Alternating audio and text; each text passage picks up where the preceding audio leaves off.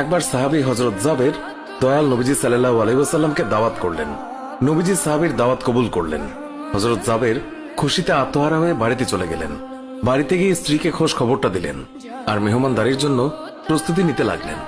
বড় ছেলে আব্দুল্লাহকে নিয়ে খাসি জবাই করে অন্য কাজে যখন হযরত জাবের ঘর থেকে বাইরে গেলেন, ইতিমধ্যেই হযরত জাবেরের ছোট ছেলে ঘুম থেকে উঠে খাসি তালাশ করতে লাগলো।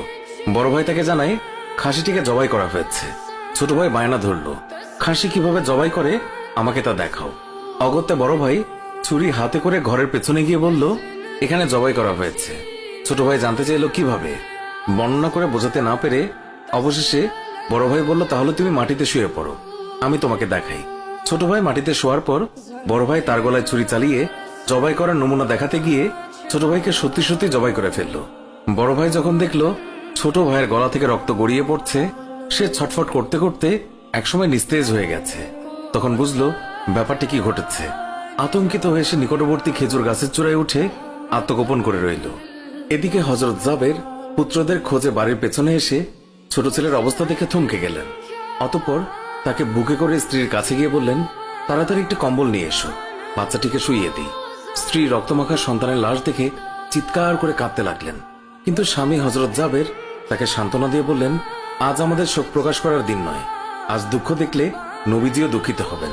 অতএব ধৈর্য ধারণ করো, কষ্ট করে হলেও মুখে হাসি ফুটিয়ে তোলো। তারপর তারা দুজনে মিলে ছোট ছেলেকে কম্বলে মুড়ে রান্নাঘরের পেছনে রেখে আসলেন। স্ত্রী রান্নার কাজে মন দিলেন। হযরত জাবের বের হলেন বড় পুত্র আব্দুল্লাহর খোঁজে। বাড়ির পেছনে গিয়ে ছেলের নাম ধরে জোরে ডাক দিলেন। গাছের উপর আত্মগোপন করে বড় ছেলে সব ঘটনা প্রত্যক্ষ করছিল আর ভয়ে কাঁপছিল।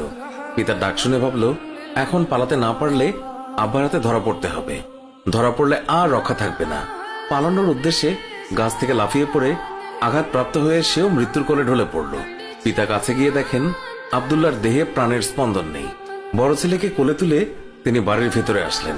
স্ত্রীকে বললেন আরেকটি কম্বল নিয়ে আসার জন্য। বড় ছেলের এই অবস্থা দেখে দরদিমা পুনরায় আর্তনাদ করে উঠলেন।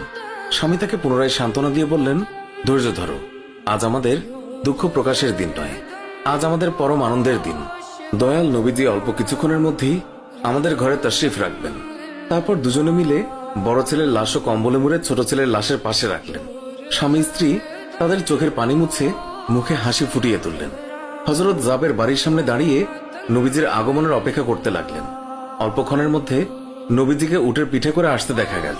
হযরত জাবের আনন্দে আত্মহারা হয়ে দৌড়ে গিয়ে স্ত্রীকে নবীজির আগমনের সংবাদ দিলেন এবং পুনরায় তিনি দৌড়ে নবীজির সামনে চলে এলেন। নবীজির উটের কাছে গিয়ে তাকে বাড়ি পর্যন্ত এগিয়ে